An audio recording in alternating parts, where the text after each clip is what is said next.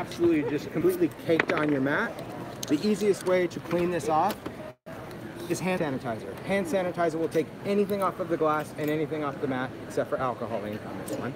But like when I use my alcohol inks on my mat, sanitizer. Why this? Because it's a gel.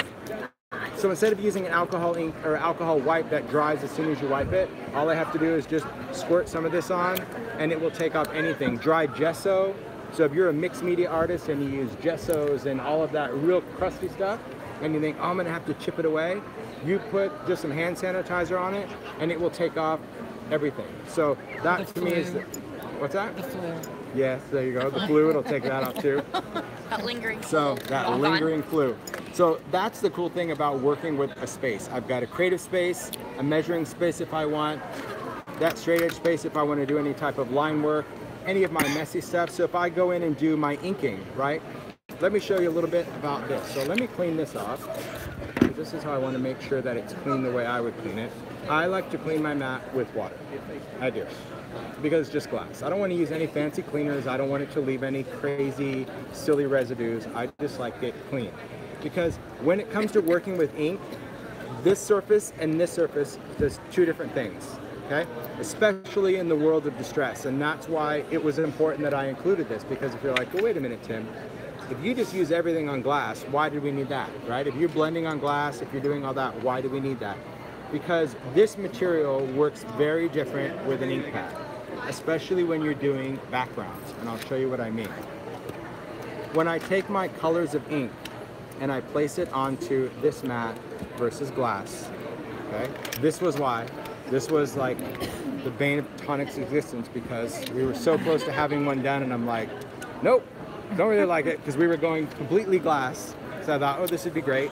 And then when I started playing with inks, I'm like, nope, can't just have glass because I need something with that fabric in it. Because when we have ink on those surfaces, if I spray this, my colors immediately start to pool together. Here, they stay as a drip. And I say that because if I go in with paper, all of my colors just pool together and make mud. Here, they're always going to stay those little dots, right? So here they really fade out because of the glass. Here is where I'm getting that print. And this won't allow me to do that because already I have mud. This is designed to actually hold your color. That's the key. So that's why we had to include this little bit of that craft mat because if you're doing all those inking techniques, this is where I am. And also because, let's face it, if I'm gluing, I don't have time to keep cleaning up this mat. I don't have time to get out that sanitizer and scrape it. So I wanted something that easily cleans off those sticky mediums. And you don't need that big of a space. That's the other learning curve. You're probably used to inking on this large surface, right? Paul's like, can I get this bigger and cover the whole thing? I'm like, no. You don't need that, right? You'll be able to see that you only need a small amount of space to put your glue on and you'll have a bigger space to do your making. And now she's like, once you kind of get over that little learning curve, you are going to love the fact that even your little bit of inking, you can do so much more because you can have this drying over here, do a little inking over here, and you can multitask in your mixed media work. So that's the media map. Some other things that we did, of course, is change some of the tools. Now again, I don't know where all the tools are, but they're all back here on the wall. No, that's fine. You can see that we have gone into, changed the whole line to black candles. Why? Well, because I really wanted a great media set. I think that even from a retail perspective, when your customer walks in, when they can kind of see that program of like mixed media tools and have everything coordinate, that was really it. And this media mat kind of drove that whole palette change. And I know people are loving the red-handled scissors. They're fans of that. That's fantastic. They're still available, so stock up on all the red-handled anything that you want. But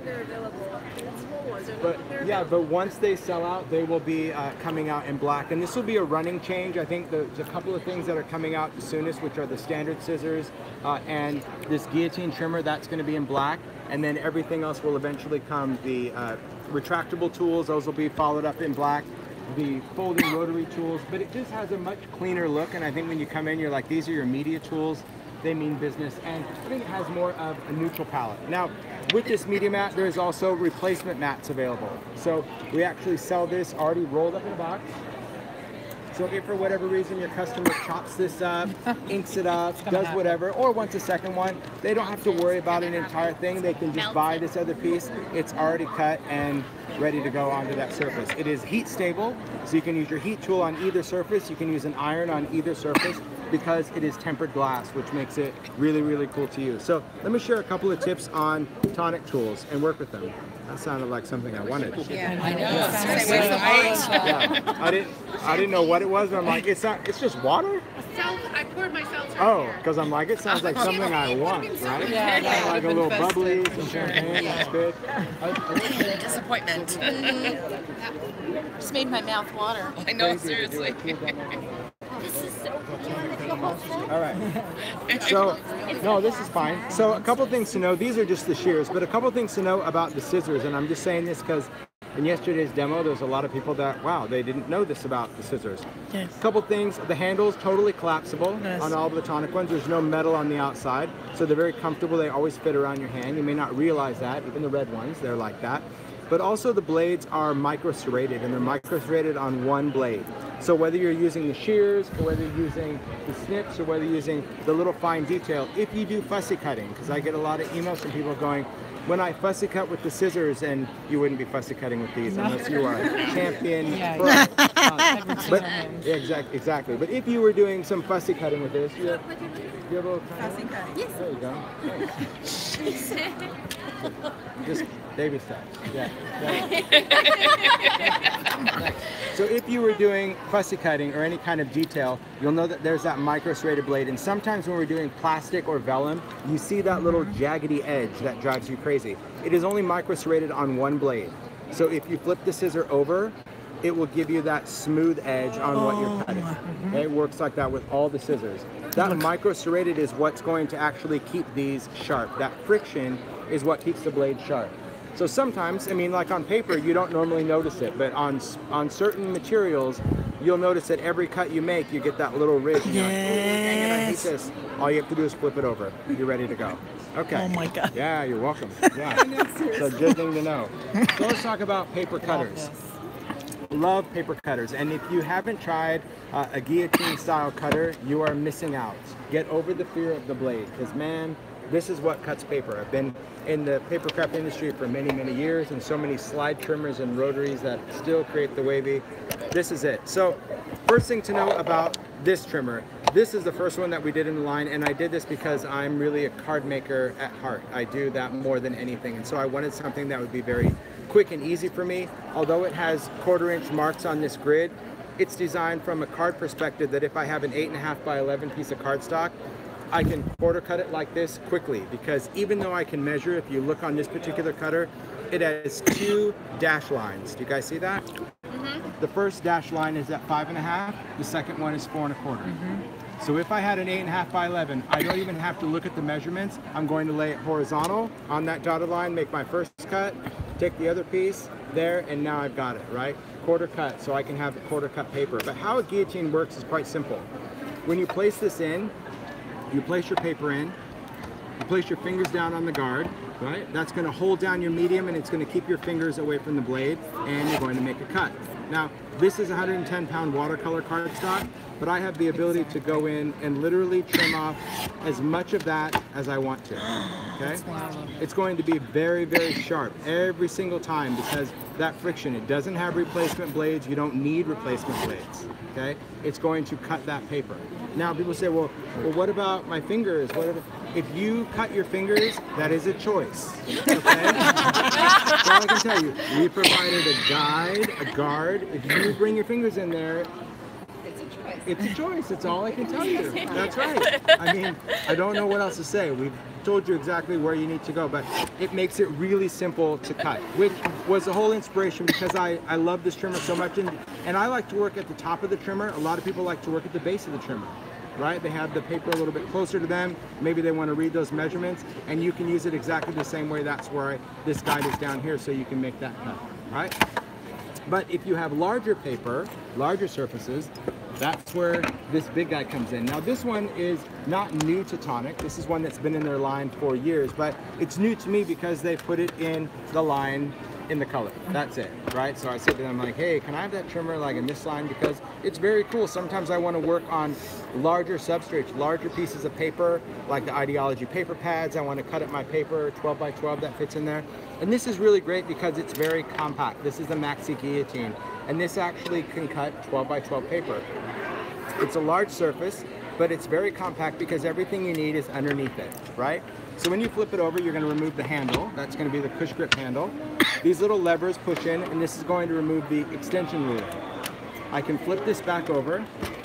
The handle itself, friction fit, just goes right in there. So it's going to stand there. It doesn't lock, doesn't latch, it's just friction fit. But then on the side, there's this little trap door. It's like a little spring. So if I'm going to cut a larger piece of paper, like in my studio, this is how I leave it, right? Because normally I'm cutting 8.5 by 11 or just chopping some stuff up to die cut. But if you want to cut a full 12 by 12, you're just going to take that extension, and in that little trap door, you're going to slide it in, and it's going to click into place. And then there is a little kickstand that actually flips out, and that's going to keep that on the surface, right? So when your paper goes out, there's a ridge here. So your cardstock is going to follow that ridge all the way across. So we can take our 12 by 12, same thing, we've got that little spring, and we make our cut. So we can go in and do all of our cutting that we need to do on this, which makes it really cool. If you happen to gum up your blades, you can unscrew this and remove the guard and still clean the blades, right? I normally just take like an alcohol wipe and just go on, or I use my hand sanitizer, which is good. But this guillotine blade, really, really nice because there again, it's going to be able to make those nice cuts. And this has much bigger finger guards, much bigger pressure, because you can actually cut several sheets at one time on this one.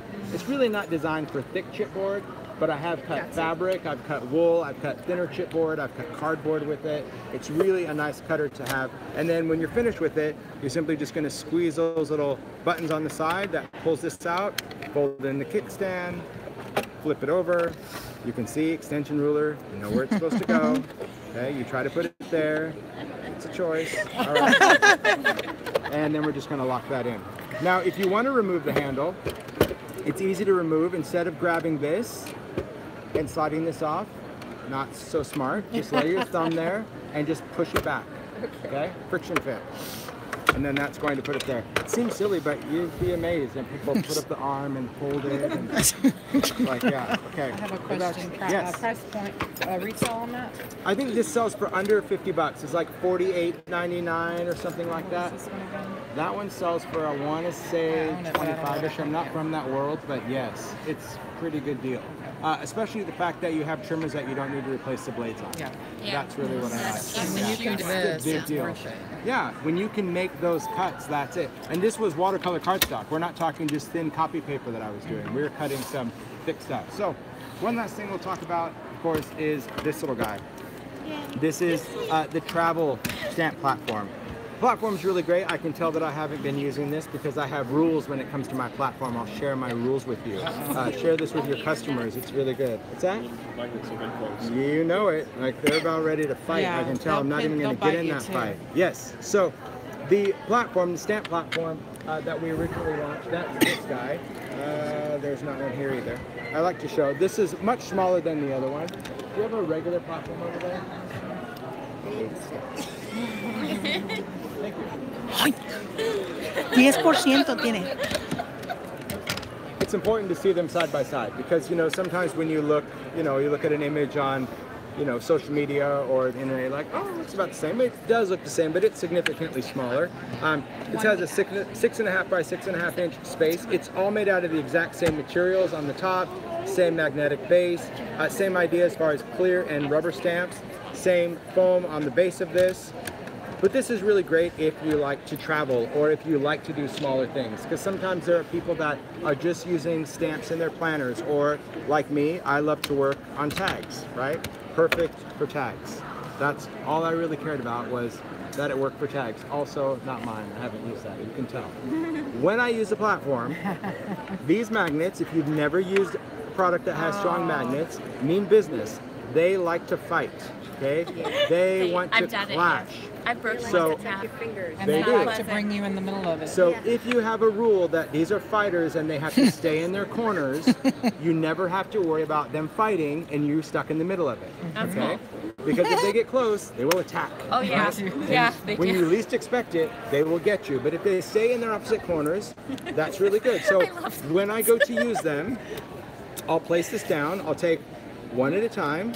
I never pick them both up because they want to fight. Yeah, and you're there, and you before you know it, your hands come together, and yeah, and then they shatter and they do all that. So if you remember, they always want to fight. So keep that in mind. So when I'm going to place the magnets down, I'm going to place them in their opposite corners. I'm not going to put them both up here. They're both down here, right? Now the platform has this removable top plate. The platform people say, does it have a top and a bottom? No, not really. It's actually two platforms. It's got the bottom of that base platform and this top platform. This one, of course, has that gridded, that's molded in there. You can see that it's printed also that's clear. So if I'm going to read this, if I'm going to use clear stamps, flip it over if I'm going to use rubber stamps. And then all you do is stand it straight up. It's got this pivoting rod in here that is designed that if it's at an angle, it's going to be attached, but if it stands straight up, it's designed to come back out.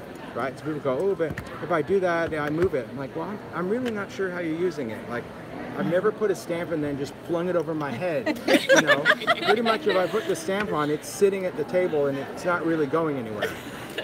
If I'm going to use a stamp, I can place the stamp down. Because I'm using rubber, I'm just going to place that down and that's going to transfer my stamp. I love the fact that this is very thick, so I can go and I'm going to stamp it again. And now I'm going to go in and I'm just going to ink even a smaller area. And I'm going to close that up. And then I'm going to ink even a smaller area. And I'll stamp it again. Now, when I'm ready to remove it, I go to their corners. Okay? Why did you do that, the small areas? So what we get is we get 3D. So this flower is actually in the foreground. Because it's dark. Correct. The rest is in the background. So sometimes you can take a single ink pad and just by multi-stamping it, we get that flower. So when we color it, it already has that depth to it. Simply because we layered that same ink. Right? That's the cool thing. Because sometimes people just using a single ink pad. Whether we're using a black ink pad or anything that you want, that's going to give you depth before we even color it. So we already have a head start of really creating that dimension just by being able to take your image and stamp it multiple times, right? Because sometimes people go, oh yeah, I'm really good at stamping, I don't need that. I'm like, you could be the best stamper, but I couldn't do that without this, right? Yeah, and that's really the nice thing about working with it. Now, if you happen to get ink on your platform. Oh, I do that all the time. Yeah. I know how to All the time. that. I do that all the time and it's really hard to remove. Oh no, it's not. Nope. Sanitizer. Okay, see, I haven't done that. I've done out. That's what I used to. Yep. Yeah, the reason is, and you don't need this much, but it's going to remove all of it. Yeah. Buying loads of it. It's really nice because it's going to clean it off. It'll clean it off of any of that. Now my stamps, I don't use anything other than a dry cloth, but that will take it off. But that to me is really a very cool way to use a platform. So this, let me just help them out. Yes. Yeah. It's really, if you get in that habit, it's a super easy one. You'll never have that conflict because they want to fight. I learned it the hard way. Yeah, yeah, and it's when you least expect it, because because you're kind of more concerned of where to put your paper and where to do that, and before you know it, like things come together, you're in the middle, you're freaking out. casual. And I know And people then do the whole shatters. washi tape and all that, but I find that really challenging to even pick this up. It's like, I saw them in Washington, Yeah. but they do fight because They yeah, even they fight with still- the washi yeah, tape. It they doesn't still really do anything. Yeah, so for me, it's like, I just remember this day, opposite corner. So that's really the cool thing of travel platforms. So between that and the new cutters and the tools and the media tools and the media mat, like, I'm broke. I love the fact that this is the kind of tool that if you are a paper crafter, your customers are paper crafter, mixed media, this is an everyday use, especially the media mat. You know, I know that being in the industry for so many years, there's always that cool little gadget and tool that we want and we buy and maybe we use it a couple of times because it was really cool. But this is that thing that you're going to use every single day. And that's what I love. when I saw you presenting the release on Facebook Live, I thought, okay, it's a glass mat. There's something I don't need. Yeah. That lasted for 20 seconds. Yeah. Yeah. I was That's what it was. And it's funny because I just bought the Tonic one. Well, And I didn't that's the know, thing. and I'm like, oh. I saw the Tonic one and I'm like, this is cool. And they're like, you want one? I'm like, yeah, but not like that. Like, what do you, and then he would send one. I'm like, okay, take off those lines. I don't know what they do. Okay, take off those lines. Yeah. You know what? Let's just start fresh. Let's build our own line. And so, but and then of course when it's all done, we did it, and I'm like, you know what? I don't really like it white. Let's like invert the art. Let's do it black and white. So. Thank you, Will, for doing all of the design. And when he did the boxes, I'm like, can you make the boxes a little bit bigger? And I only want this many across, and I need this at the bottom. Okey-doke. Yeah.